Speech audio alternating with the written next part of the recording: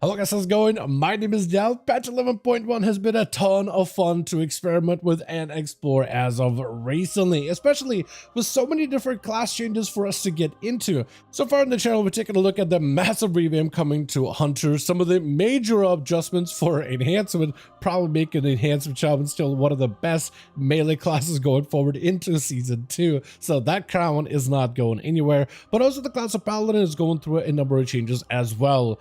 For Holy Paladin, it looks like there's now a glimmer of hope, a glimmer of light that a caster Holy Paladin build might be making a return in 11.1. Retribution Paladin's got some new talents, and also we got some new hero spec adjustments and generalized changes as well, which are all worth taking a look at. And apparently Retribution Paladin's got a busted new build where you can just have hammers spinning around you eternally, similar to the Death and Breath of Sidragosa, but apparently much stronger than ever, as long as you can keep chain pulling all of the mobs. As always, if you guys want to see more regular updates for the patch 11.1 PTR, be sure to follow this channel and subscribe, but otherwise, let's dive right in.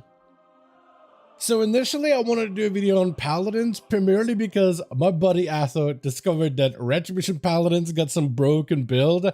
It turned out to be less broken when you actually take it into dungeons, because there's a little bit of downtime between trash pack to trash pack, but if you could chain enemies, you could actually have some broken damage output. It's PTR, things are going to be broken, and that's part of the fun of PTR, is discovering all the busted things. And I'm not the only one. I saw a rogue running around with Legion legendaries. They gave him triple sockets, using weapons from, what is that mega dungeon of Dragonflight that gave you time strike damage? Yeah, you can actually do some cheesy stuff with PTR right now, and it's wild some of the things that people are doing to achieve insane damage output, since everything scales within these dungeons, even old trinkets. But take a look at Paladins in particular. Some of the changes the spec is getting is a bit of a mixed bag. We got Holy, Prot, as well as Ret adjustments, which are all generally good. Specifically for Holy, there might be some playability and playstyle options, but starting with some of the more generalized changes. Certain talents, such as Seal of the Crusader, actually got nerfed by 50%.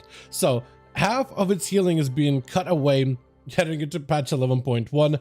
Lightforge Blessing is also being nerfed as well. Instead of healing your allies for 2% health, now it's down to 1% health. So it looks like some of those side healing benefits are getting reduced this time around. Nope. Adjust your ward set is going to be a little bit more just after cleanse successfully removes an effect from an ally, and for paladins in most cases that is usually a poison, disease, magic effect. For Holy Paladin, you heal the ally for about 282,000 health, which is, it is better technically, because apparently the healing was pretty bad and they buffed it by 140%. Also, and I think this one is actually going to be kind of nice, Blinding Light as well as both Repentance now function a little bit differently. These abilities no longer break as soon as an enemy takes damage. Instead, now there's a damage threshold, so if you blind an enemy and then you use a few attacks here and there, you won't immediately break that blind. Like, I'm not sure if chain dummies can get blinded. Yes, they can. So if an auto attack doesn't break, Crusader Strike did enough damage to break the threshold, but certain smaller abilities like dots or auto attacks won't necessarily break it. It all depends on the actual threshold of the ability. I don't know if that threshold maybe scales with your own stats, or maybe it's a specific number, or maybe it's based on like a damage equals to chance or something like that. But it is going to be a little bit easier for you to land a blind or repentance, and even if somebody accidentally dots an enemy or auto attacks it, it won't immediately break, which is really good. This is going to be even more consequential for content like PvP, but can also be useful within PvE as well. From there, we got some hero spec adjustments going forward with things like Herald of the Sun. This one is more damage wise than healing wise, but the Dawn Light ability and the ways that you can proc it, this ability now prefers to be applied on players over creatures for PvP content. This is good because you won't just have like your Dawn Lights attacking maybe a mage's image, and then as soon as you hit the mage, the image disappears, you lose the Dawn Light. But you also is less likely to attack their pets, to attack like temporary creatures, which is really good. So it does prefer players over creatures, so it will more than likely get full value in its damage, which is also really good to see. And for the specs that utilize Templar, they did the same thing with Empyrean hammers, specifically to have these hammers prefer players over creatures in a very same way. Templar, on top of it though, they did adjust the way that Hammer of Light works. If you ever use this ability over on the Live Realms, you've noticed that it has a bit of this like sluggish delay to it, and apparently there's some back-end issues on this ability, so they try to revamp some of those issues on the back end to solve casting delays, tuning difficulties, as well as scalability. That's Blizzard words, not mine, so I don't really know exactly what that means. Outside of that, they did change the ability of Hammerfall, so it has an internal cooldown reduced to 0.1 seconds, so it is more likely to call down even more Empyrean hammers during major cooldowns. And that one you actually notice quite well. When it comes to me running the dungeon, trying out that weird cheesy build, Empyrean Hammer is a significant portion of your damage, and it does proc fairly regularly, fairly aggressively, so I think it does help make that Templar playstyle a lot better. For Retribution, we already knew it was going to be really good, but I imagine it's also going to be better for protection as well. Outside of these changes, we mostly got some Holy, Prot, and Retribution adjustments. Starting with the Holy Paladin, they're actually giving him a new talent in the class, Talent Tree. Or at least they were supposed to, but it doesn't look like that's been implemented with this build yet. But they're supposed to get a new talent that competes with Echo and Blessing called Unbound Freedom, which is supposed to be basically the same Unbound Freedom that you have on Retribution and Protection, where if they place a Blessing of Freedom or if they use Steel of Liberty to give themselves a free freedom, it should also place a second Blessing of Freedom on an ally. Basically, if you give it to yourself, it places one for free on a nearby ally, or if you apply freedom on an ally, it also grants you one as well. So it's supposed to give you a choice here, but right now it looks like it's just down to Echo and Blessing with not too many choices. Looks like that hasn't been implemented just yet. But they're also trying to make Echo and Blessings a little bit better by granting increasing movement speed for Blessing of Freedom to 30% rather than 15%. But like I said, it looks like neither one of these talent adjustments have been implemented in the class talent tree, but the spec talent tree for Holy Paladins and some of those redesigns have been adjusted, however. Like the talent of Unending Light has been redesigned, which causes holy power spent on Word of Glory to increase the healing of your Light of Dawn, increasing the healing by 5% up to a maximum of 45%, which should give Light of Dawn hopefully a little bit more playability, as that heal should become quite a lot more empowered, and maybe it'll make some of those Ladder Dawn focused playstyles with Word of Glory just a little bit more effective. The Talent of Light's Conviction has gotten an additional effect, which causes Holy Shock to refund half of its mana cost when you cast it offensively. With Holy Shock getting 2 charges, there's now a little bit more playability to, because you can either heal an ally and then lose about 2% of your mana, or you could damage an enemy and lose about 1% of your mana. So I guess it gives Paladins just a little bit more of a reason to use Holy Shock aggressively if necessary.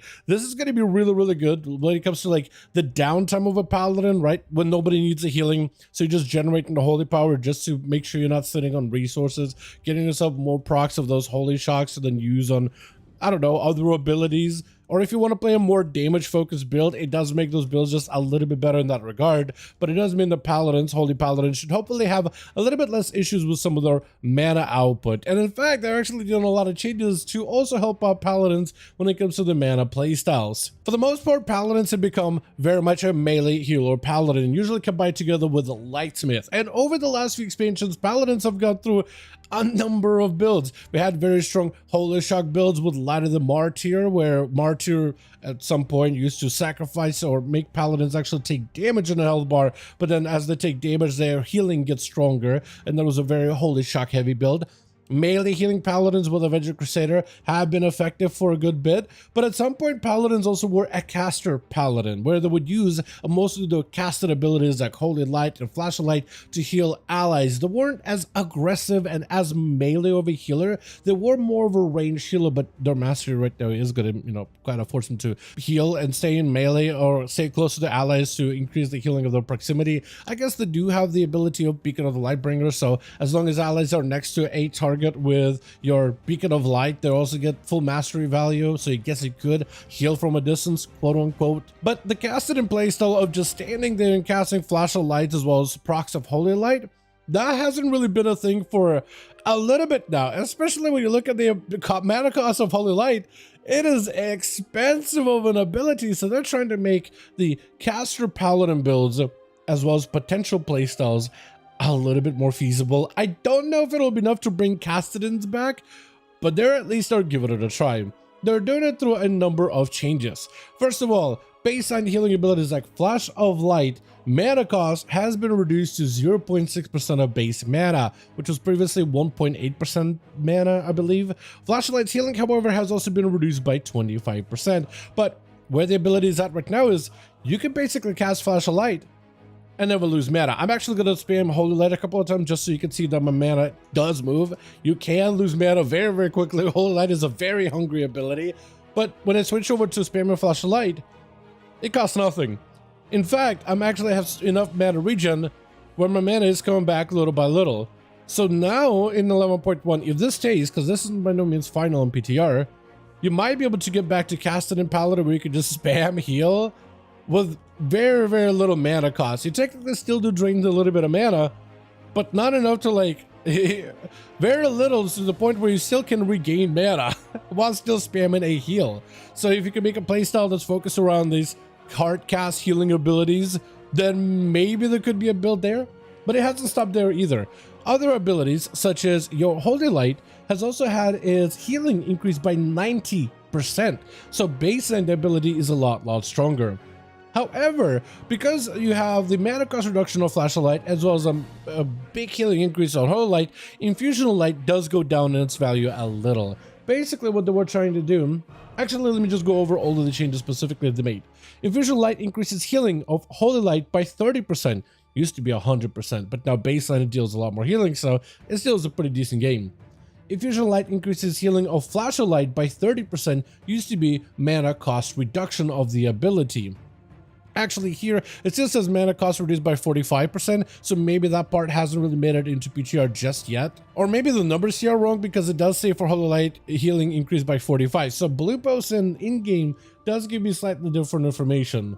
Outside of this, with the talent of Inflorescence of Sunwell, they've adjusted it a little bit. Inflorescence of Sunwell now increases Infusion of Light's healing by Flash of Light by an additional 15%. Oh wait, actually it's probably Inflorescence of Light that's most likely making some number changes here, isn't it? Inflorescence of Light now increases the healing of Holy Light by additional 15%. Okay, so yeah, it is Inflorescence that's causing these number changes. But basically, Flash of Light now costs a lot less mana baseline. You no longer have to use a talent in order to use the ability mana cost free. Holy Light also has a lot more front-loaded healing effect, and all those talents that buff the effectiveness of either Flash of Light or Holy Light are still effective, but not wholly effective where you don't necessarily use those abilities unless you get the proc. And that's actually part of the quote in the blue post that they posted here as well, where they said themselves, Flash of Light and Holy Light have a little bit too much power tied to the talents, modifying their effectiveness, and we would like these spells to be more effective to cast without these talents, and casting these spells without Infusion Light should be a more of a viable option.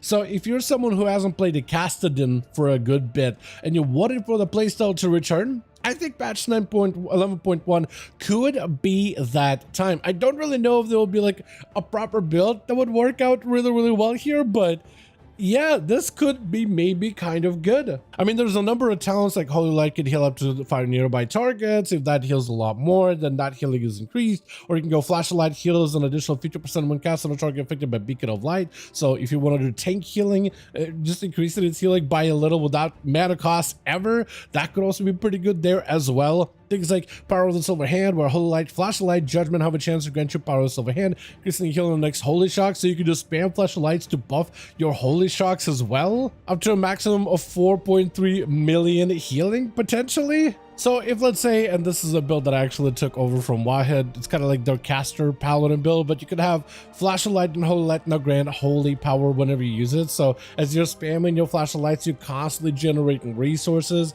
that you can combine together into Word of Glories, together with Holy Shocks to further empower all of your caster abilities. But outside of that, you can kind of see, like, I'm not really spending a lot of mana, and you can kind of just spam your healing a bunch without necessarily losing out on a lot of mana. And if you have, let's say, a beacon target, then that healing can be further increased by 50%, so that could potentially be pretty good. And you can combine other talents to further buff the healing of Holy Light in case you ever need just a lot of resources.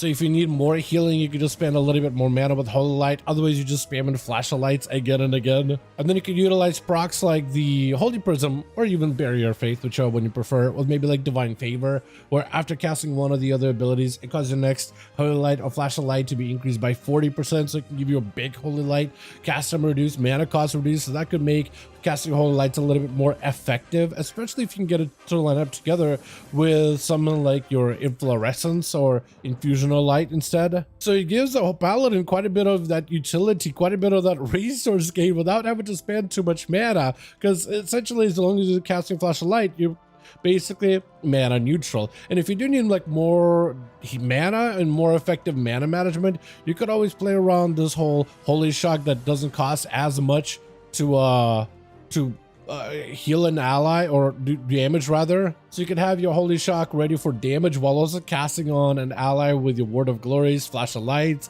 and everything is a little bit more or less mana expensive. I don't really know if that type of build would actually work super well, but imagine how well it could work, and technically it is functional. Definitely lacking on damage because you're mostly just focusing on healing an ally instead of building holy power through Crusader Strike, Judgments, and utilizing the rest of your kit. But maybe in PvP or something like this, or maybe if you just need to play like a casted-in version of a Paladin where you need to have that range but you still need to have good effective healing on an ally, whether it is the tank or whether it is just like a singular ally. If anything, it does open up at least new doors for Paladin to some degree and allows them to possibly have some different build variety. Hard to tell if this is going to be numerically good as a talent build, but I kind of like the thematics and the playstyle of it, just like the fact that you're so focused on actually being like a caster healer rather than a melee healer hybrid thing. I don't know, hard to tell if this is going to be any good. I am hoping maybe it'll have some viability in the future just for the sake of variety.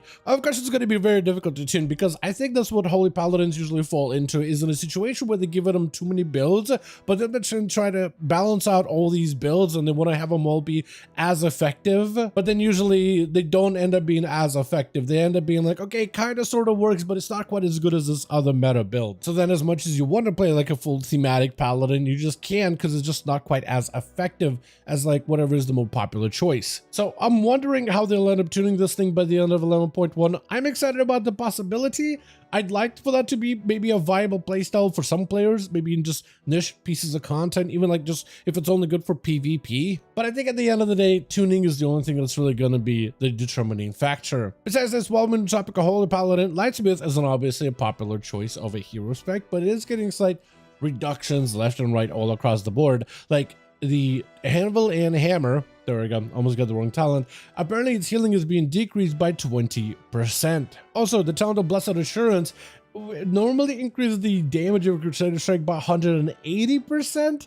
Now it's going to be down to 20%. So that whole melee healing playstyle with the Avenging Crusader does get a little bit weaker because of this change. From there, we'll move on to the spec of Prop Paladin, and they aren't really getting a lot of Prop Paladin spec specific changes, at least not yet. This time around though, they're trying to make Templar Prop Paladin a little bit better. Specifically, they're buffing the talent of Undisputed Ruling for the Prop Paladin as a Templar. With Undisputed Ruling for Prop Paladin, Hammer of Light now grants you Shield of the Righteous, erupts a consecration beneath its target, and increases haste by 12% for 6 seconds. Additionally to IFTR grants you 3 holy power, which allows you to have a better time setting up a proper protection paladin, the whole tier playstyle or Templar playstyle, which hasn't been as popular, hasn't been as effective, and hasn't been as good when it comes to just raw defense. So now as you close in the gap as a prop paladin, trying to see if you can set yourself up a proper opener. Now if you open up with a tier into the Hammer, it sets up your very basics of giving you protection, basic mitigation, plus also a consecration on the ground. So I guess it saves you a few globals over at least being able to set up your basic mitigation capabilities immediately, which is nice from that regard specifically. It allows you to kind of springboard yourself to get into the fray and immediately establish your basics, so that you could start working on other setups and management of cooldowns and ad management and things like that, which I guess is pretty nice. It's hard to tell if that'll be potentially the play going forward, but at least it allows Templar to be a little bit better when it comes to the raw defense for Protection Paladin, as well as some convenience creation that it now adjusts for. As for the spec of Red Paladin, we got some brand new talents as well, or rather not new talents, but rather adjusting of certain older talents such as Divine Hammer. Divine Hammer has been adjusted and redesigned where Divine Hammers will now spin around you, striking nearby targets for holy damage every 2 seconds for 8 seconds. While active, each holy power spent rather than generated now increases the duration of Divine Hammer by 0.5 seconds. The ability does deal reduced damage beyond 8 targets, so it does have a soft cap of 8, but it now also costs 3 holy power and only has a minute cooldown. But previously it was like 2-minute CD, it would drain your holy power faster and faster, so keeping up with those was difficult, but now as you spend holy power, you get to extend the duration of those spinny hammers. So on paper, the ability sounds a lot better, but even right now, even in its current state, apparently it is a little bit bugged, where you could essentially have permanent uptime of those hammers, so it's not necessarily functioning as it's supposed to. If you play in the non-auto attacking Crusader build, like if you go into Tempo Strikes and you have normal auto attacks, which technically do hit faster, apparently your auto attacks are also contributing and counting as if you just spent a finisher. But outside of that though, it looks like your big Templar hammer counts and gives you a lot of uptime as well. Your tier set also, if it procs often enough, can actually extend the duration of this ability on its own. So you do have the auto attacks that are contributing to it, which is extending the ability past what it's supposed to, but also your tier set, if you get lucky enough, could do the same thing. So yes, it is bugged, but it also is possible to achieve the same results without the auto-attacky synergy combination. So it's not fully functional, it's not really working as it's intended right now.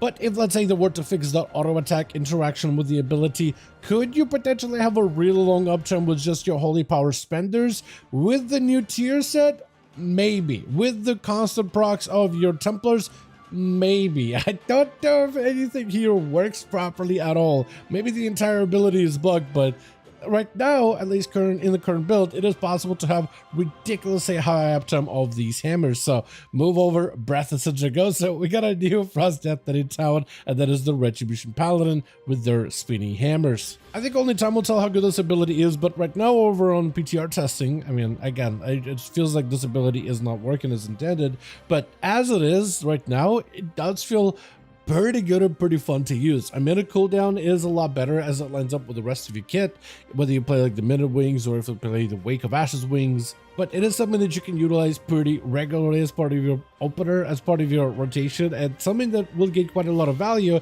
And imagine if, let's say, you can somehow maintain it for permanently ever, as long as you're chain pulling things with Divine Hammer and getting yourself lots of resources, that could be maybe somewhat fun. Outside of this though, Retribution Paladin has gone through a number of unusual changes. There are some utility changes. It seems like things like Flash of Light has 35% more healing, which I guess is pretty good, especially in content like PvP. Word of Glory, however, becomes a little bit more expensive to use. Its mana cost increased to 15%, I think 15% of your mana. With the talent of Healing Hands no longer functioning to be more effective on Word of Glory when healing allies. Word of Glory healing is only increased by up to 100% when used on yourself based on your missing health. So if you wanted to play a bit of a hybrid off-healy friendly paladin that's there to support their allies with a couple of Word of Glories, yeah, Healing Hands no longer functions on your allies, only functions better in order to get yourself up and running and topped off. Lastly, the ability to divine toll for Retribution now functions a little differently. Instead of tolling all targets around you, it'll instead try to judgment divine toll targets near your focus. So normally if you'd stand in the middle of this train dummy area, this dummy would get hit, this dummy would get hit, all of these dummies would get hit, but now it should just be mostly dummies in front of you. Yeah, so it no longer has the hammers flying in all directions. It mostly focuses in on your primary target and anything near that target. But the hammers apparently are now more likely to hit the targets that you're not even in combat with. So if, let's say there's, in PvP this may not be that great. Let's say you have like a paladin or a priest you're trying to nail down, but there's a crowd controlled rogue right next to them sitting in a polymorph. You throw in your hammer, hoping to hit the priest. I wonder if that'll still affect the rogue. So in PvP it may actually be kind of not great, but in PvE it does give you a little bit more like singular focus. But with that being said, as always, I do want to thank all of you guys so much for watching, and I hope you guys did enjoy this video. If you did enjoy this update or found it informative, go ahead and give this video a like. I would very much appreciate it. As always, join our Discord for even more 11.1 updates. Let me know all your thoughts in the comments down below, and as always, I'll see all of you guys in the next one.